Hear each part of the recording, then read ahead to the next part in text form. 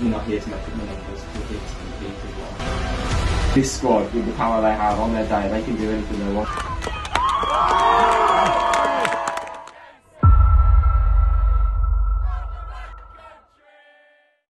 Hello, welcome to the Glassgirls network with me, Jonathan. Today I'm joined by Jade Grove. Jade, how are you? You okay? Yeah, good, thank you. Thank you very much for joining me. I know that you're on your way to training, hence why you've got all your gear on. Looking really smart, I love it. We're at the War Memorial Ground today. Can you remember the first time that you actually came here? Yeah, I mean, one of the first times I came here for a game was against West Brom at night.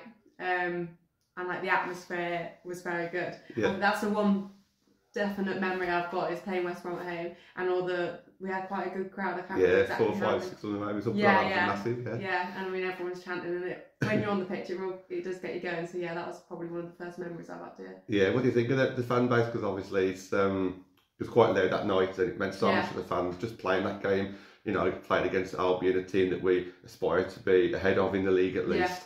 And to win that game 7-2, it was an amazing achievement that night. Is that something that's going to stick with you for quite a while? Yeah, definitely. I mean, as a team, you're obviously prepared to win. Like, you want to win, you want to get 3 points. And obviously, as the game was going on, I think we were getting more confident. I mean, I come on as a sub, and I was raring to go. I know the other girls coming on as a sub. It was like, let's go, let's get it. So yeah, as the game went on, the confidence got bigger, and I know it got louder as well in the crowd. So that obviously helped us. Absolutely, yeah. You used to play in the Southern League for Cheltenham. What did you think of the like main differences between the North and South at all? What were your thoughts on like the playing styles or the money side of things, or is there much different at all? Do you see? I think there is quite a big difference. I think with the Northern League, where I'm in now, I think there's a lot more money with the teams at the top. For example, Wolves. Yeah, yeah. And obviously Newcastle. Yeah. And I think with the Southern team, they're not quite, with the top teams, they're not quite at that level yet. I think it is more competition in the Northern League, I found. I have found it more challenging.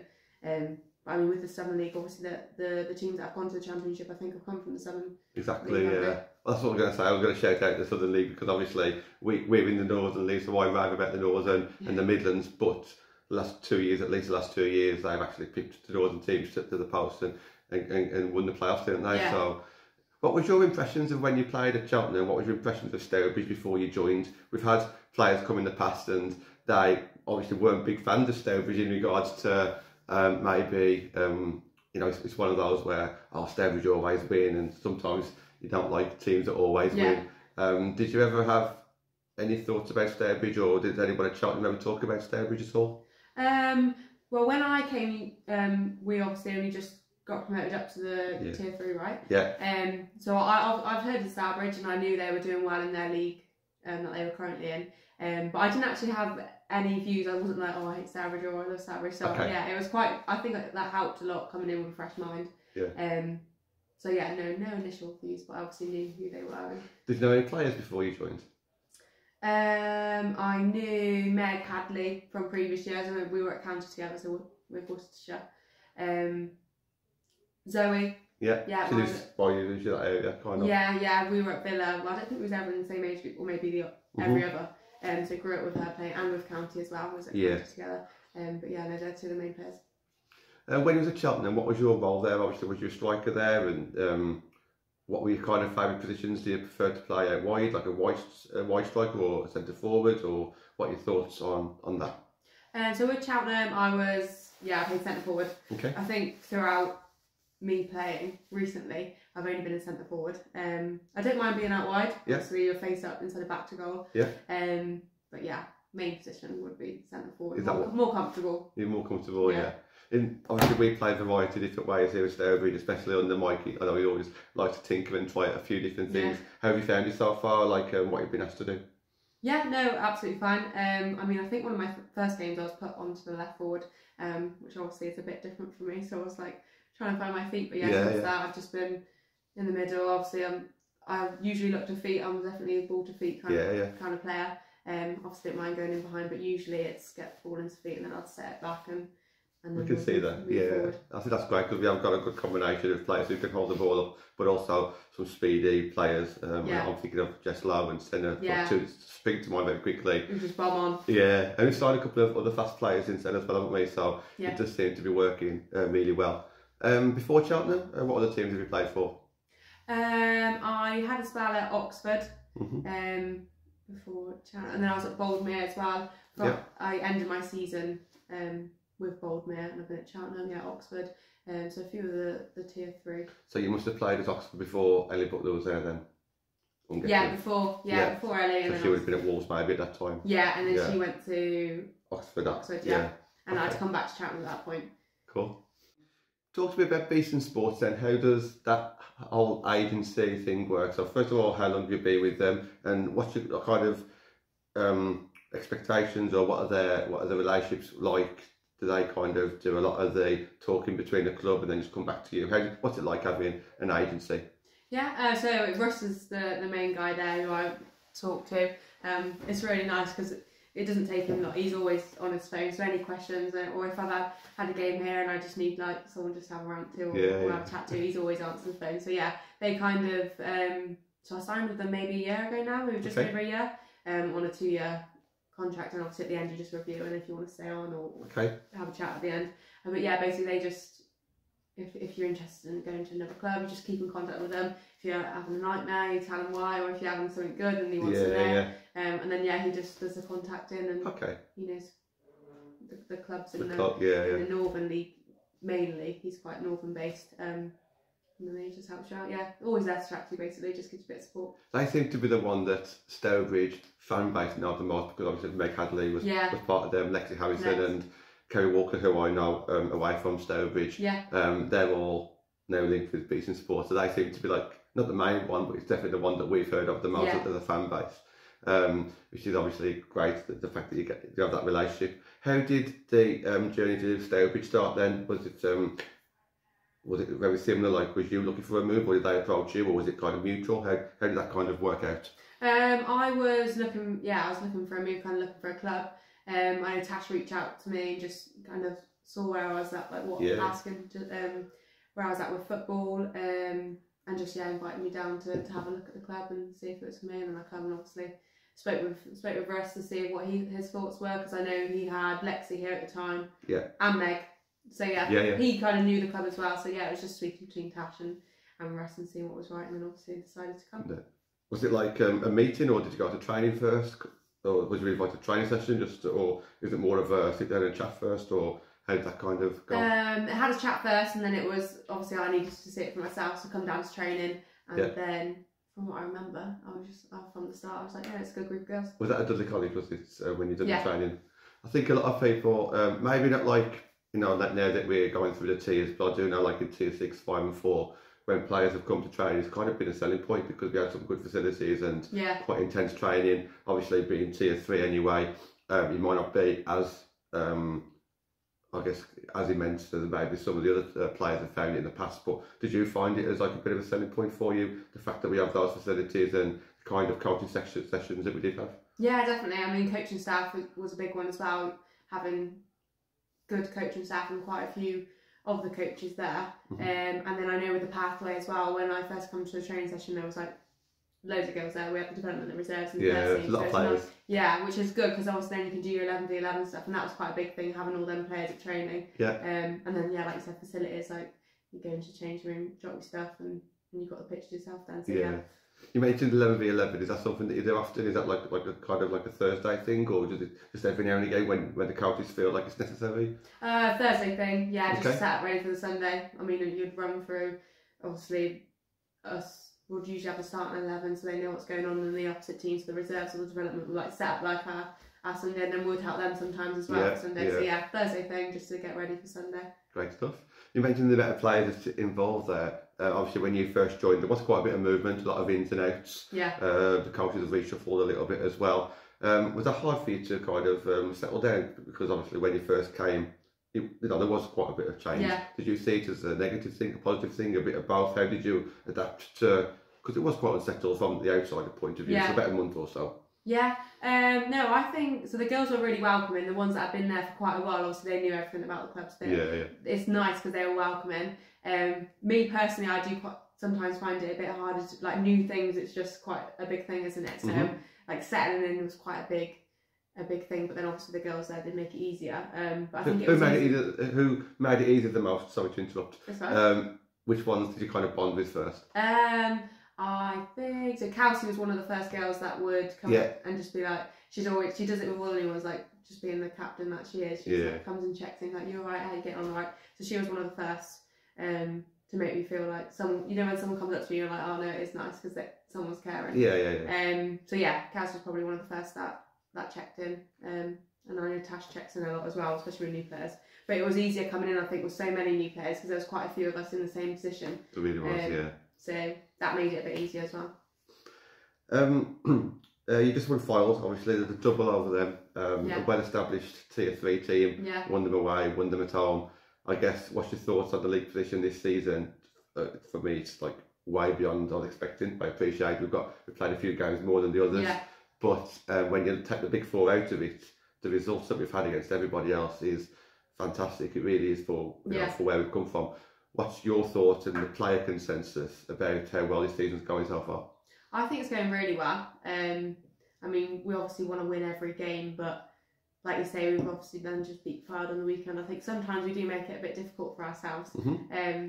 But towards that, we obviously get the win and get the 3 points, and that's the main thing. But no, in terms of the games and how the season's going, it's obviously going really well for us. And obviously we just look to keep it up and keep getting 3 points. Do you ever talk about like points from safety at all, or is that just something that maybe you don't want to discuss in like in your team or just in your head? But is it something that you kind of think of? Oh, we just need one more win, because this is the level that fans are at now. They're just thinking, okay, one more win and then we should be pretty much safe. Is that going through your head or not yet? I think there's games that I know we can win and we need to win. I think there's a group of teams that we're like, you need to get the 3 points off them. I don't think we should focus too much like, oh, we need to not be relegated, like we need to watch out. But obviously I think we should not think about it, because I think if you don't think about it, you get easily caught up and then easily into that position. So it's one of them. It's just a good balance where we're just looking out for it, but then not focusing on it too much. Yeah, I get that. Absolutely. Talk to me a little bit away from football then, before we just talk about the rest of the season. When you're not at football, what are you up to? Obviously work full time. Going into teaching now, and then I also play futsal, which is obviously another big part of my life with futsal. Obviously I really enjoyed that, and like Kerry, like you said, who was with Beeston now, play with her. So yeah. And you play that on Saturdays usually, is it? Play Saturdays, train Wednesday, Fridays, futsal. What's a lot of training then? I just thought it was maybe like one training session a week and one game a week, so that's pretty much every day apart from Monday that you're... Mondays, me night off, One night off a week. What is it about football? Because you're not the only player. We had 3 players from Calsa last year: Lindsay Glover, Sarah Hazel and Angie Morley. Obviously I know Kerry from used to play for WBA. You're there now. Why do you think so many players do play futsal as well?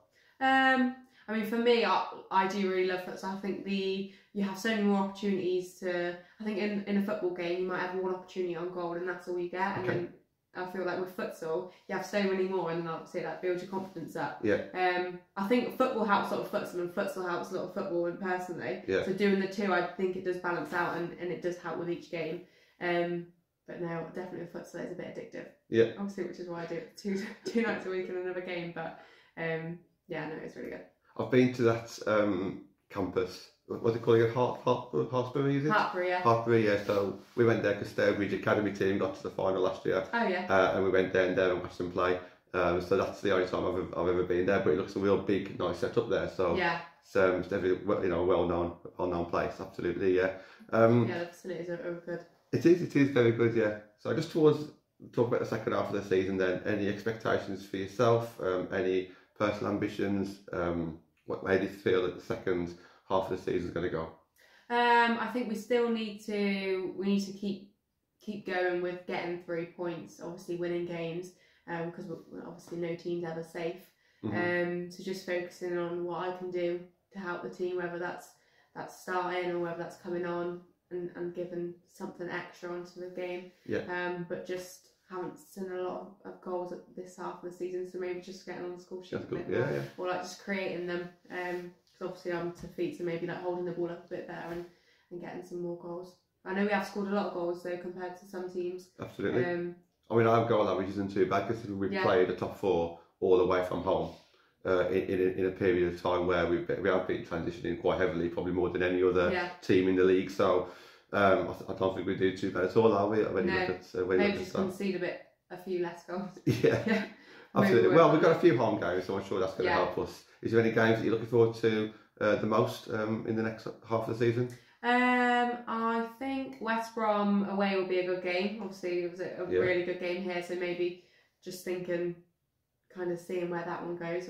You just got to prepare in the right way and not think. I'm looking forward to that one. I think we're 5 points behind them, so 5 points ahead of them. Yeah. But they've got games in hand. I believe that could be a game where if we win that, we could actually finish above them in the league. Yeah, exactly. It could be huge.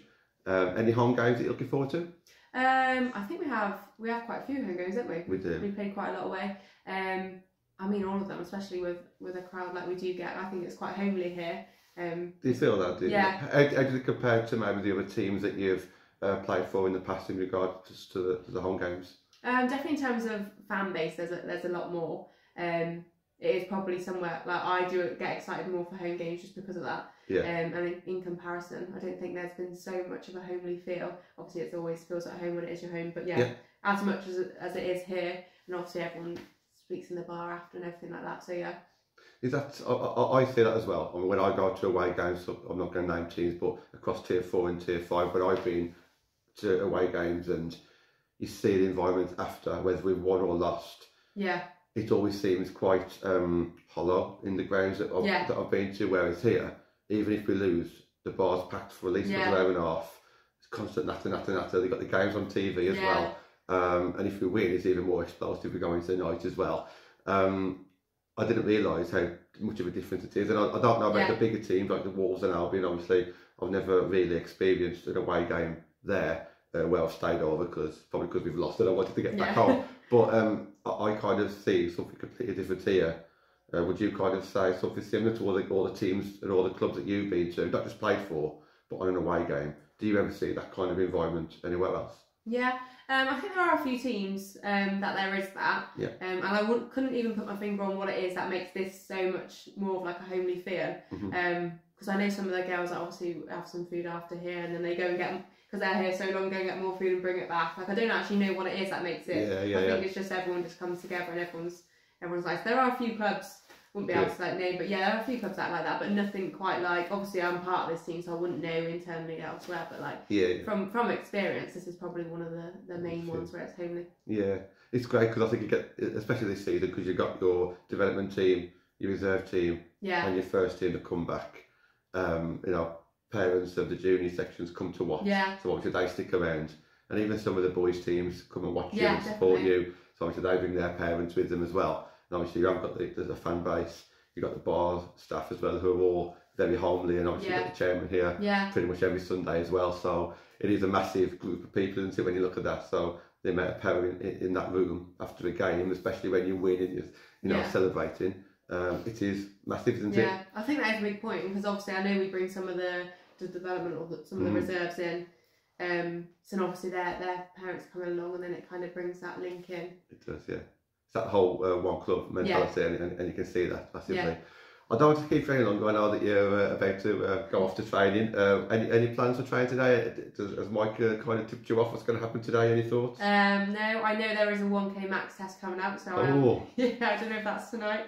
Hopefully it's too cold for that, but just get ready. I know we've got the weekend. We haven't got a game this Sunday, so just getting some miles in and getting ready for the week after.